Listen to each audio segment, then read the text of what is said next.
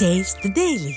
சென்னை சைதாப்பேட்டை நரிக்குறவர் உண்டு உறைவிட பள்ளியில் உள்ள ஆக்கிரமிப்பை அகற்றக் கோரி பெற்றோர்கள் முற்றுகை போராட்டத்தில் ஈடுபட்டதால் பரபரப்பு ஏற்பட்டது.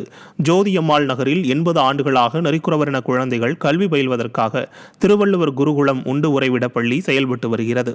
இங்கு பயின்ற 7000க்கும் மேற்பட்ட மாணவர்கள் வாழ்க்கையில் புதிய உச்சத்தை தொட்டனர்.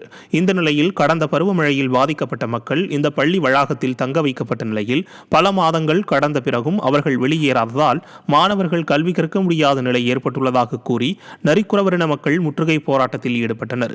விடியா திமுக ஆட்சியின் அலட்சியத்தால் பள்ளி வளாகத்தில் கஞ்சா விற்பனை உள்ளிட்ட குற்ற செயல்கள் அதிகரித்து மாணவ மாணவியரின் பாதுகாப்பு கேள்விக்குறியாகியுள்ளதாகவும் நரிக்குறவ இன மக்கள் குற்றம் சாட்டினர்.